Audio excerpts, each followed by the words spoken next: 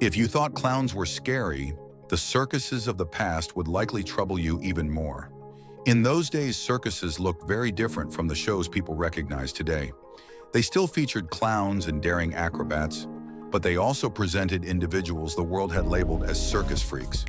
These were not actors pretending to appear unusual. They were real men and women born with rare conditions that made them look unlike anyone most people had ever seen in their lives.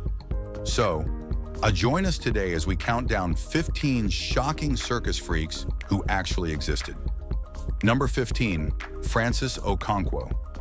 Frances Okonkwo was born in 1914 in Granite Falls without arms, a condition that shaped her life but never confined her spirit. On circus posters, she was introduced as the living Venus de Milo, and for nearly 20 years, she traveled across the United States performing with the Ringling Brothers and the famous Barnum and Bailey Circus. Audiences watched in quiet amazement as she completed ordinary tasks such as sewing, eating, and even writing with remarkable skill using her feet. What seemed impossible to most people became second nature to her. In 1932, she appeared in Todd Browning's controversial film Freaks, sharing the screen with another armless performer, Martha Morris. The film later gained cult status, though Frances never felt comfortable with the way such productions displayed human difference. Away from the spotlight, her life remained calm and private. After retiring to California, she lived independently, stayed close to family, and passed away at 67. Number 14, Big Winnie Johnson. Winnie Johnson entered the world around 1839 in Henry County during a time when slavery still defined countless lives. Freedom eventually came after the Emancipation Proclamation, and she later married Benjamin Johnson, building a family together. His death in 1882 left Winnie responsible for raising their children alone, forcing her to search for any work that could sustain them. The traveling sideshow stage became that opportunity. Soon she appeared before crowds as Big Winnie, advertised as weighing anywhere between 620 and 850 pounds. Those astonishing claims drew audiences across cities such as Chicago, Cincinnati, and Detroit. Within a few years, she became one of the most recognized fat lady performers in America. Reports suggested she earned as much as $250 a week, a remarkable income for a black entertainer of that era. More than her size, people remembered her lively personality and humor. Her career lasted only 6 years before heart failure ended her life in Baltimore in 1888. Number 13, Henry Barron Circus advertisements once promised spectators the smallest man in the world, and the figure behind that claim was Henry Barron, widely known as Colonel Pee-wee. Born around 1895, seen possibly in Brazil to German parents, Henry measured only 30 inches in height. His unusual stature carried him into traveling circuses and exhibitions across the globe, where curious crowds gathered to see the man promoted as a living wonder. Yet those who met him quickly realized there was far more to him than a spectacle. Henry possessed sharp intelligence, easy charm, and a playful sense of humor that delighted audiences everywhere he appeared. A conversation flowed smoothly in 4 languages, revealing a mind far larger than the role circus posters assigned to him. In 1932, he married Emmy, another performer from Leeds who stood 40 inches tall. Together, they continued touring for many years before settling in Worthing, West Sussex. Henry passed away in 1961 at 66. Number 12, Darwin's missing link. Few circus attractions stirred curiosity quite like a young performer named Crow. Promoters presented her to audiences as Darwin's missing link, claiming she represented a mysterious bridge between ape and human. Posters described a small girl with rounded cheeks, a short tail, and skin covered completely in hair. Her public debut took place in 1883 at London's Westminster Aquarium, where fascinated crowds arrived hoping to witness what appeared to be living scientific proof. Soon afterward, she toured with major exhibitions, only including shows organized by Barnum and later the Ringling Brothers Circus. The dramatic claims surrounding her were largely invented, yet the story captured public imagination. During an exhibition at Trinity College that same year, doctors examined her while newspapers eagerly repeated the myth. Reality proved far more remarkable. As Crow grew older, she became well-educated, learned to read fluently, spoke 5 languages, and even played the piano beautifully. Ari revealing intelligence hidden behind circus legends. Number 11, Anna Haining Bates. Anna Haining Bates was born in 1846, and her extraordinary growth soon set her apart from everyone around her.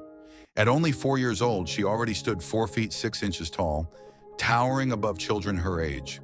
By 15, she had reached 7 feet, and eventually her height stretched to an astonishing 7 feet 11 inches, making her one of the tallest women ever recorded. And despite the constant attention her size attracted, Anna carried herself with intelligence and quiet grace. Music fascinated her, and she played the piano with surprising ease. At 17, she joined P.T. Barnum's American Museum, narrowly escaping tragedy when the building burned down in 1865. Later, she met Martin Van Buren Bates, known to audiences as the Kentucky Giant. Their wedding took place in London in 1871, where Queen Victoria even presented them with jewelry.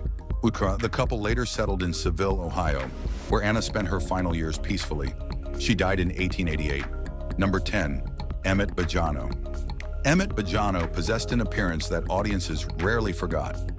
Born in Florida with ichthyosis, a rare condition that covered his body in thick, scale-like skin, he later became widely known across sideshows as the alligator-skinned man.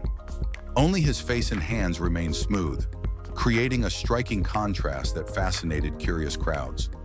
Life within the circus world eventually introduced him to Priscilla, the performer famously called the Monkey Girl. Their connection grew quickly, and in 1938, they married, building both a partnership and a life beneath the canvas tents of traveling shows. Promoters eagerly advertised them as one of the strangest married couples spectators could encounter. Yet behind the spectacle stood genuine devotion. After losing a daughter to pneumonia shortly after birth, and they later adopted a son named Tony. Their marriage lasted 57 years until Emmett's death on May 14, 1995.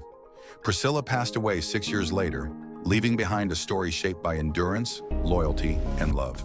Number 9, Jeannie Tomaini. Bernice.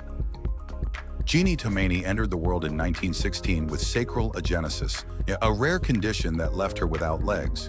Her height measured only 2 feet 5 inches, yet her personality filled every stage she entered. Circus life began remarkably early. At just 3 years old, she appeared before audiences under the title Half Girl, though her charm and lively confidence captured far more attention than the name itself. Years spent traveling the circus circuit eventually introduced her to Al Tomaini, a towering performer who stood 7 feet 4 inches tall and was widely promoted as the world's tallest man. Their unusual pairing fascinated spectators wherever they performed. Together, they presented acrobatic routines and lighthearted comedy that made them beloved attractions across the United States. When their touring years ended, the couple settled in Gibsonton, Florida, a small town long associated with circus performers. Jeannie later shared her experiences in documentaries before passing away peacefully in 1999. Number 8, Jane Barnell. Jane Barnell's story began in Wilmington, North Carolina in 1879, though the course of her life soon turned extraordinary. By the age of 2, thick facial hair had already begun growing across her face. Fear and superstition shaped her early childhood.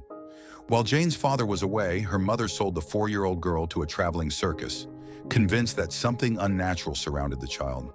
The journey carried Jane across the ocean to Europe, where she performed for years before falling dangerously ill with typhoid in Berlin. Eventually, her father located her and brought her back home. During her teenage years, she attempted to live quietly, hiding her beard and briefly working as a student nurse. Yet the circus world eventually returned. Performing under the stage name Lady Olga Roderick, she became one of the most famous bearded ladies of the era. Her career included major circuses and the 1932 film Freaks, before she died in 1945. Number 7, Frank Cannonball Richards. Frank Richards developed a reputation that sounded almost impossible to believe. Born in Kansas in 1887, he later served during World War I before eventually finding his place on the vaudeville stage. His unusual act centered on a single astonishing ability: enduring violent blows directly to his stomach without collapsing. Early performances invited volunteers from the audience to punch him as hard as they could. Soon, the spectacle grew far more dramatic. Famous fighters, including heavyweight champion Jack Dempsey, struck him repeatedly while stunned spectators watched in disbelief. As the act evolved, sledgehammers and heavy battering rams became part of the performance. Eventually, Y. Richards introduced the stunt that made him legendary. A compressed air cannon fired a 104-pound cannonball straight into his stomach while he stood braced for impact. Because of the danger, the feat appeared only twice each day. The act turned him into a carnival sensation before he died in 1969. Number 6. Dwayne Henry Johnson. Henry Johnson's life stretched across more than a century of circus history. Born in Norwich on Christmas Day in 1806, he lost both parents early and spent his childhood surrounded by poverty. Traveling gymnasts passing through the streets sparked his imagination and awakened a fascination with acrobatics. Practice soon replaced hardship, and his growing skill eventually opened the door to Sanger's Circus while he was still a teenager. From that moment, his life unfolded beneath circus tents around the world. Performances with Hughes's Circus carried him throughout Europe and even as far as China.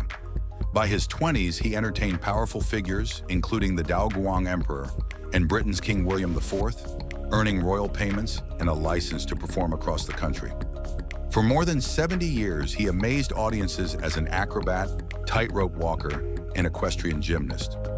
Even in his 90s, he remained energetic, entertaining children with small tricks before passing away in 1910. Number 5. Josephine Clofullia. Josephine Clofullia entered the world in Switzerland in 1827 with hypertrichosis, a rare condition that caused heavy hair to grow across her face and body. By 8 years old, a visible beard had already formed, something that instantly set her apart wherever she appeared. That striking feature eventually caught the attention of the famous showman P.T. Barnum, who brought her into his exhibitions. Barnum even altered the spelling of her surname to Clofullia and quietly encouraged rumors that she might secretly be a man dressed as a woman. When curiosity around the act began to fade, Barnum ignited a scandal to revive interest. In 1853, a man named William Charr filed a lawsuit accusing Barnum of fraud and claiming Josephine was not truly female. The courtroom was filled with witnesses, including her father, her husband, and 3 physicians who confirmed her biological sex. The case dominated headlines, drawing massive crowds eager to see the woman behind the controversy. Number 4. Peter Robinson. Peter Robinson's life changed dramatically during his teenage years. Born in 1873 in Chautauqua County, he grew up with a normal build before a mysterious condition caused his weight to fall rapidly. Eventually, he weighed only about 58 pounds, leaving him with an extremely thin frame that drew immediate attention. That unusual appearance soon carried him into the circus world, where he gained fame under the striking title, The Living Skeleton. Despite his fragile look, Peter possessed a lively personality and sharp humor that delighted audiences at Coney Island and later with the Ringling Brothers shows.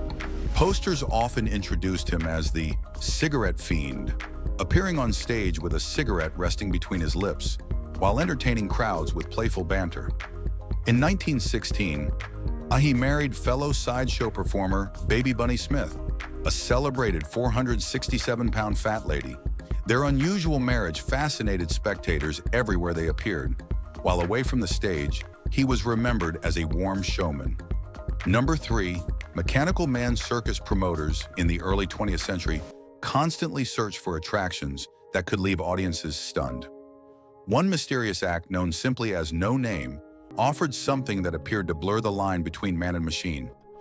The performance featured a supposed mechanical man standing stiffly on stage, dressed neatly like a gentleman. Thin wires seemed to extend from his body, creating the illusion that he was being controlled like a machine. A woman stood beside him acting as the operator while the figure moved in rigid, jerky motions with a completely expressionless face. The manager even offered $100 to any woman who could make the mechanical man smile. During one publicity event held on the steps of the United States Treasury for a war-saving stamp promotion, the mechanical man suddenly tumbled down the stairs. Moments later, he rose and continued moving as if nothing had happened, leaving spectators wondering whether the act was brilliant technology or pure theatrical illusion. Number 2. CeeLo the Seal Boy, Stanley Barron entered the world with arms that never developed in the usual way. and leaving his hands extending directly from his shoulders. Because of that unusual appearance, circus audiences later knew him as CeeLo the Seal Boy. Before joining the sideshow world, he sold newspapers on the busy streets of Pittsburgh. His life changed when a sideshow scout noticed him and offered an opportunity to perform. From the 1920s through the 1970s, CeeLo became a familiar figure at Coney Island and across the traveling circus circuit. Using his unusual arms with impressive control, he amazed spectators by shaving his face, shaping small animals from clay, and even sawing through wooden crates.